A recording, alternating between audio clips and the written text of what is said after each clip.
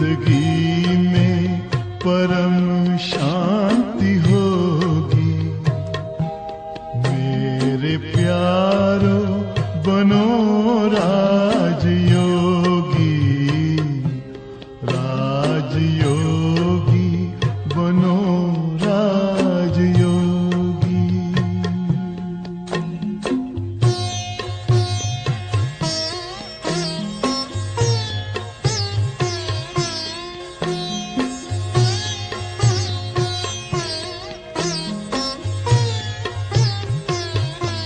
मन का दर्पण दमकने लगेगा, आत्मचिंतन चमकने लगेगा।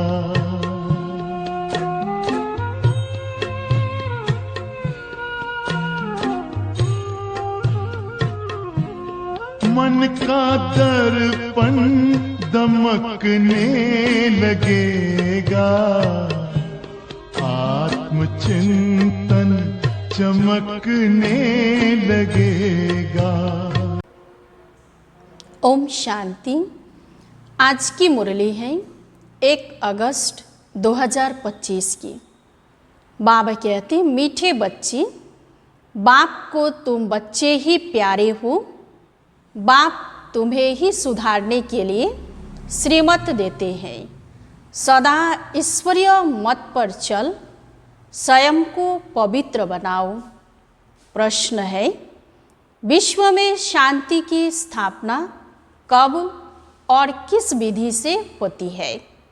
उत्तर है, तुम जानते हो, विश्व में शांति तो महाभारत लड़ाई के बाद ही होती है, लेकिन उसके लिए तुम्हें पहले से ही तैयार होना है।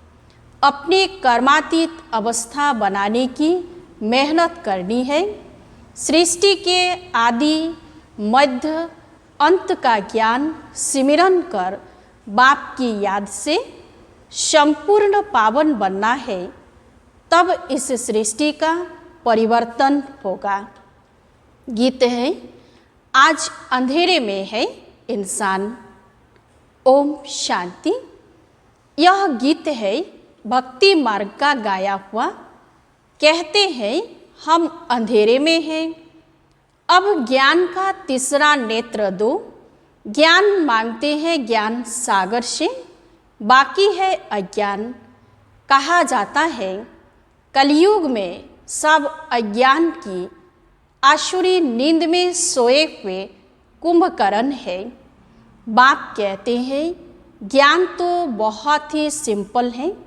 भक्ति मार्ग में कितने वेद शास्त्र आदि पढ़ते हैं, हठयोग करते हैं, गुरु आदि करते हैं। अब उन सब को छोड़ना पड़ता है, क्योंकि वह कभी राजयोग सिखला न सके। बाप ही तो राजाई देंगे, मनुष्य मनुष्य को दे न सके। परंतु उसके लिए ही सन्यासी कहते हैं, काग विष्टा समान सुख है, क्योंकि खुद घर बार छोड़ भागते हैं। यह ज्ञान शिवाय ज्ञान सागर बाप के और कोई दे न सके। यह राजयोग भगवान ही सिखलाते हैं। मनुष्य मनुष्य को पावन बना न सके। पतित पावन एक ही बाप है। मनुष्य भक्ति मार्ग में कितना फंसा हुआ है। जन्म जन्मांतर से भक्ति करते आए हैं, स्नान करने जाते हैं। ऐसे भी नहीं, सिर्फ गंगा में स्नान करते हैं। जहाँ भी पानी का तालाब आदि देखेंगे तो उसको भी पतित पावन समझते हैं। यहाँ भी गौमुख है, झरने से पानी आता है।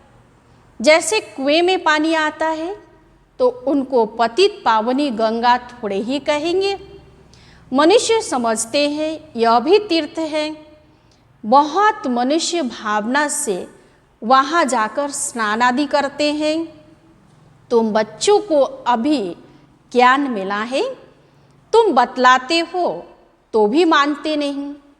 अपना देह अहंकार बहुत है। हम इतने शास्त्र पढ़े हैं। बाप कहते हैं यह पढ़ा हुआ सब भूलो। अब इन सब बातों का मनुष्यों को कैसे पता पड़े? इसीलिए बाबा कहते हैं ऐसे ऐसे पॉइंट्स लिखकर एरोप्लेन द्वारा गिराओ। जैसे आजकल कहते हैं विश्व में शांति कैसे हो, कोई ने राय दी तो उनको इनाम मिलता रहता है। अब वो शांति की स्थापना तो कर न सके, शांति है कहाँ, झूठी प्राइज देते रहते हैं। अब तुम जानते हो विश्व में शांति तो होती है लड़ाई के बाद। यह लड़ाई तो कोई भी समय लग सकती है। ऐसी तैयारी है, सिर्फ तुम बच्चों की ही देरी है। जब तुम बच्चे कर्मातीत अवस्था को पाओ, इसमें ही मेहनत है। बाप कहते हैं मामेकम याद करो और गृहस्थ व्यवहार में रहते कमल फूल समान पवित्र बनो और सृष्टि के आदि मध्य अंत का ज्ञान सिमरन करते रहो। तुम लिख भी सकते हो ड्रामा अनुसार कल्प पहले मुआफिक विश्व में शांति स्थापन हो जाएगी। तुम यह भी समझा सकते हो कि विश्व में शांति तो सतयुग में ही होती है। यहाँ जरूर अशांति रहेगी, परंतु कई है जो तुम्हारी बातों पर विश्वास नहीं करते, क्योंकि उनको स्वर्ग में आना ही नहीं है, तो श्रीमत पर चलेंगे नहीं। यहाँ भी बहुत है जो श्रीमत पर पवित्र रह नहीं सकते। ऊंचते ऊंच भगवान की तुमको मत मिलती है, कोई की चलन अच्छी नहीं होती है तो कहते हैं ना तुमको ईश्वर अच्छी मत दे। अभी तुमको ईश्वरीय मत पर चलना चाहिए। बाप कहते हैं 63 जन्म तुमने विषय सागर में गोते खाए हैं। बच्चों से बात करते हैं, बच्चों को ही बाप सुधारेंगे ना, सारी दुनिया को कैसे सुधारेंगे? बाहर वालों को कहेंगे बच्चों से समझो। बाप बाहर वालों से बात नहीं कर सकते, बाप को बच्चे ही प्यारे लगते हैं। सोतेले बच्चे थोड़े ही लगेंगे। लौकिक बाप भी सपूत बच्चों को धन देते हैं। सब बच्चे समान तो नहीं होंगे।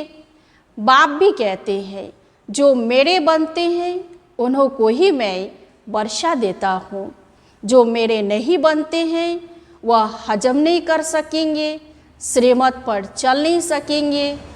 वह है भगत। बाबा के बहुत देखे हुए हैं, कोई बड़ा सन्यासी आता है तो बहुत उन्हों के फॉलोअर्स होते हैं, फंड यानी चंदा इकट्ठा करते हैं, अपनी अपनी ताकत अनुसार फंड्स निकालते हैं। यहाँ बाप तो ऐसे नहीं कहेंगे फंड्स इकट्ठा करो, नहीं, यहाँ तो जो बीज बोएंगे 21 जन्म उसका फल पाएंगे। मनुष्य दान करते हैं तो समझते हैं ईश्वर अर्थ हम करते हैं, ईश्वर समर्पणम कहते हैं, वह तो कहेंगे श्री कृष्ण समर्पणम। श्री कृष्ण का नाम क्यों लेते हैं? क्योंकि गीता का भगवान समझते हैं। श्री राधे अर्पणम कभी नहीं कहेंगे, ईश्वर या श्री कृष्ण अर्पणम कहते हैं। जानते हैं फल देने वाला ईश्वर ही है। कोई साहूकार के घर में जन्म लेते हैं तो कहते हैं ना आगे जन्म में बहुत दान पुण्य किए हैं तब यह बना है। राजा भी बन सकते हैं, परंतु वह है अल्पकाल कागविष्टा समान सुख। राजाओं को भी सन्यासी लोग सन्यास कराते हैं तो उनको कहते हैं स्त्री तो सर्पिणी है, लेकिन द्रौपदी ने तो पुकारा है दुशासन मुझे नंगन करते हैं। अब भी अबलाएं कितनी पुकारती है हमारी लाज रखो। बाबा यह हमको बहुत मारते हैं, कहते हैं विष दो नहीं तो खून करता हूँ। बाबा इन बंधनों से छुड़ाओ। बाप कहते हैं बंधन तो खलास होने ही है, फिर 21 जन्म कभी नंगन नहीं होंगे, वहाँ विकार होता नहीं। इस मृत्यु लोक में यह अंतिम जन्म है, यह है ही विशेष वर्ल्ड।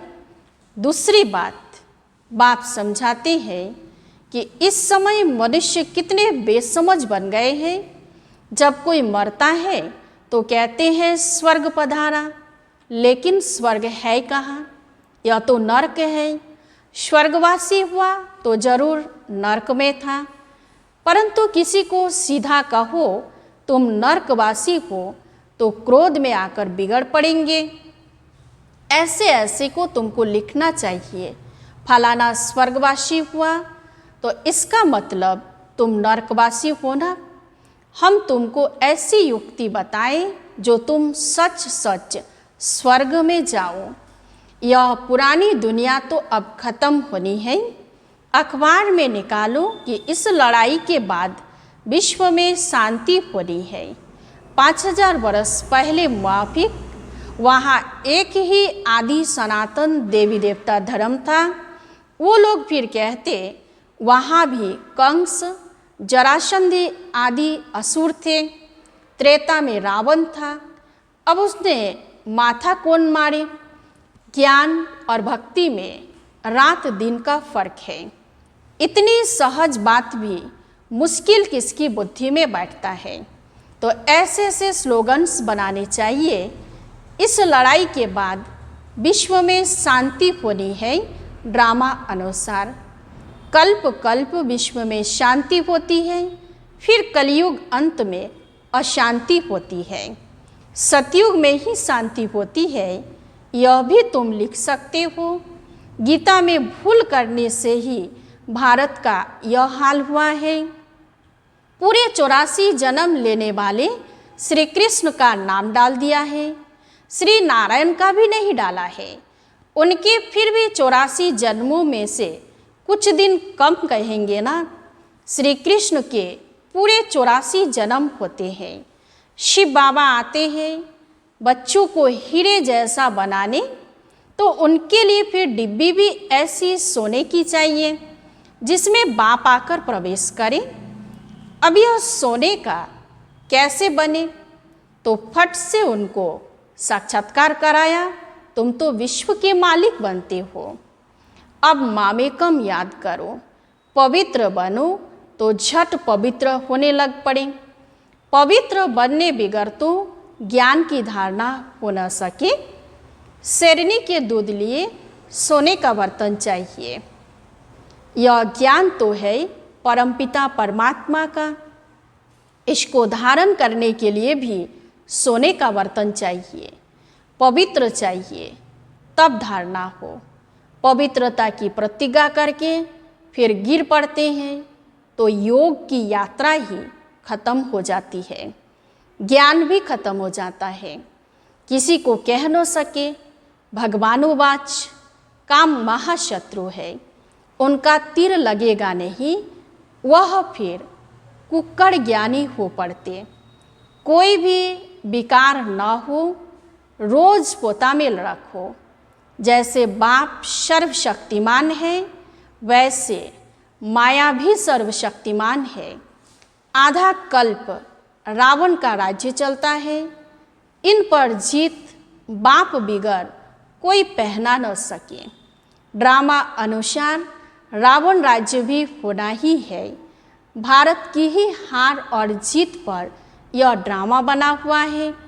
यह बाप तुम बच्चों को ही समझाते हैं। मुख्य है पवित्र होने की बात। बाप कहते हैं मैं आता ही हूँ पतितों को पावन बनाने। बाकी शास्त्रों में पांडव और कौरवों की लड़ाई, जुआ आदि बैठ दिखाए हैं। ऐसी बात हो कैसे सकती? राजियों की पढ़ाई ऐसी होती है क्या? युद्ध के मैदान में गीता पाठशाला होती है क्या? कहाँ जन्म मरण रहित शिव बाबा, कहाँ पूरे 84 जन्म लेने वाला श्री कृष्ण। उनके ही अंतिम जन्म में बाप आकर प्रवेश करते हैं। कितना क्लियर है, गृहस्थ व्यवहार में रहते पवित्र भी बनना है। सन्यासी तो कहते हैं दोनों इकट्ठे रह पवित्र नहीं रह सकते। कहो तुमको तो कोई प्राप्ति नहीं तो कैसे रहेंगे। यहाँ तो विश्व की बादशाही मिलती है। बाप कहते हैं मेरे खातिर कुल की लाज रखो। शिव बाबा कहते हैं इनके दाढ़ी की लाज रखो। यह एक अंतिम जन्म पवित्र रहो तो स्वर्ग के मालिक बनेंगे। अपने लिए ही मेहनत करते हैं, दूसरा कोई स्वर्ग में आ नहीं सकता। यह तुम्हारी राजधानी स्थापन हो रही है, इसमें सब चाहिए ना। वहाँ वजीर तो होते नहीं, राजाओं को राय की दरकार नहीं। पतित राजाओं को भी एक वजीर होता है। यहाँ तो देखो कितने मिनिस्टर्स हैं, आपस में लड़ते रहते हैं। बाप सभी झंझटों से छुड़ा देते हैं। 3000 वर्ष फिर कोई लड़ाई नहीं होगी, जेल आदि नहीं रहेगा, कोर्ट आदि कुछ नहीं होगा। वहाँ तो सुख ही सुख है। इसके लिए पुरुषार्थ करना है। मौत सिर पर खड़ा है। याद की यात्रा से विक्रमाजीत बनना है। तुम ही मैसेंजर्स हो जो सबको बाप का मैसेज देते हो कि मन मना भव। अच्छा, मीठे मीठे सिकिलधे बच्चों प्रति माता पिता बाप दादा का याद प्यार और गुड मॉर्निंग। रूहानी बाप की रूहानी बच्चों को नमस्ते। हम सब रूहानी बच्चों को रूहानी बाप दादा को याद प्यार और गुड मॉर्निंग। नमस्ते नमस्ते नमस्ते। अब सुनते हैं धारणा के लिए मुख्य सार। 1 नंबर है ज्ञान की धारणा करने के लिए पवित्र वन बुद्धि रूपी बर्तन को स्वच्छ बनाना है। सिर्फ कुक्कड़ ज्ञानी नहीं बनना है। 2 नंबर है डायरेक्ट बाप के आगे अपना सब कुछ अर्पण कर श्रीमत पर चलकर 21 जन्मों के लिए राजाई पद लेना है। आज का वरदान है हर शक्ति को कार्य में लगाकर वृद्धि करने वाले श्रेष्ठ धनवान व समझदार भव। हर शक्ति को कार्य में लगाकर वृद्धि करने वाले श्रेष्ठ धनवान व समझदार भव। समझदार बच्चे हर शक्ति को कार्य में लगाने की विधि जानते हैं। जो जितना शक्तियों को कार्य में लगाते हैं उतना उनकी वह शक्तियाँ वृद्धि को प्राप्त होती है। तो ऐसा ईश्वरीय बजट बनाओ जो विश्व की हर आत्मा आप द्वारा कुछ न कुछ प्राप्ति करके आपके गुणगान करे। सभी को कुछ न कुछ देना ही है, चाहे मुक्ति दो चाहे जीवन मुक्ति दो।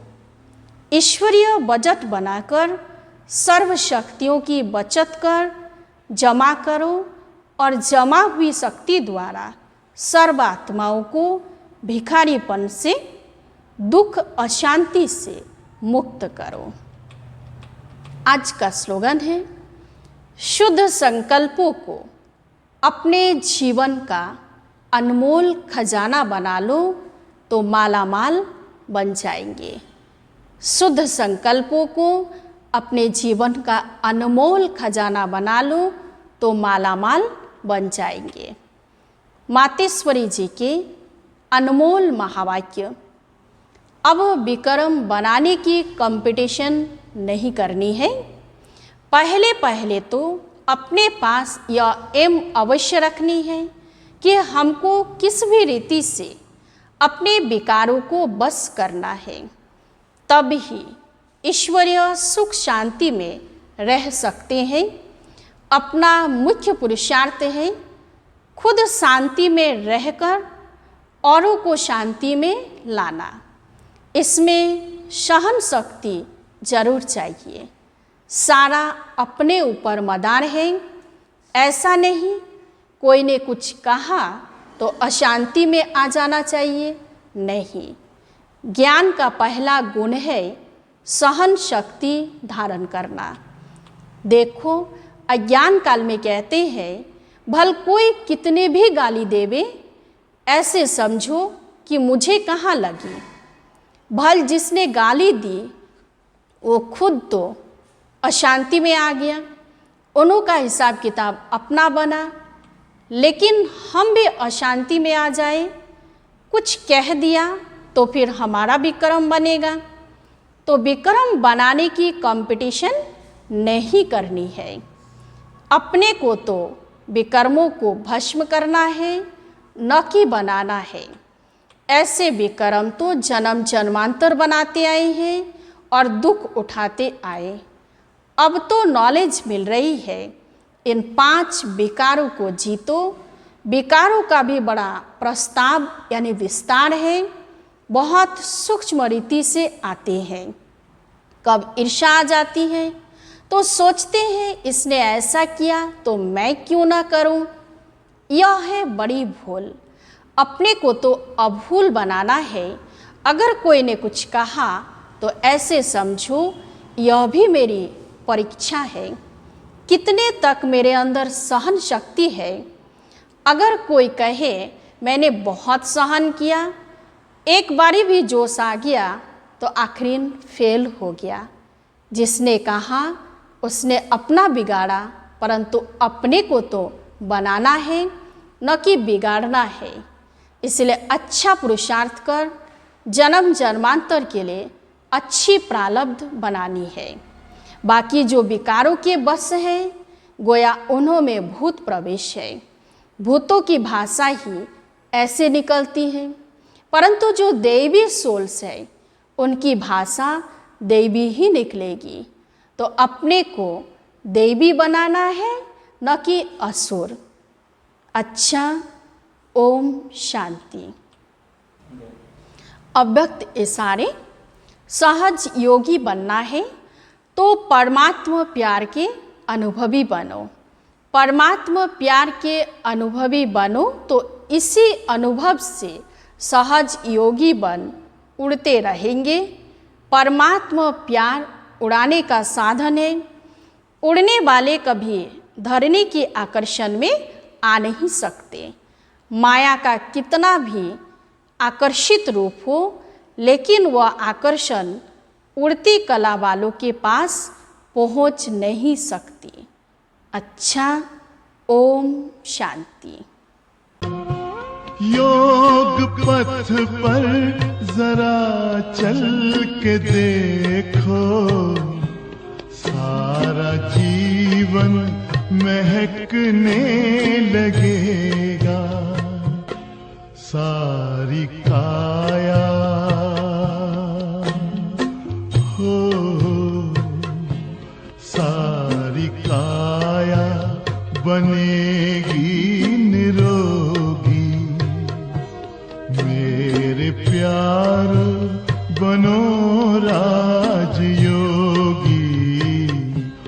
राजयोगी बनो राजयोगी।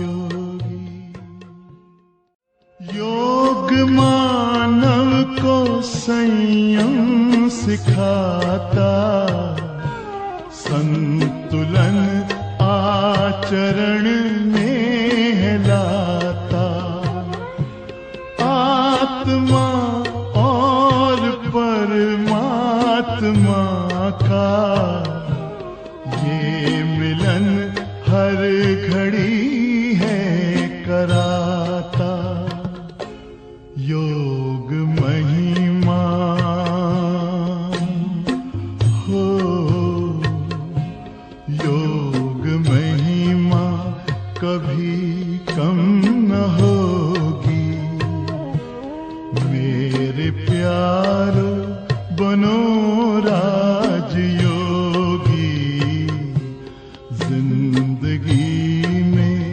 परम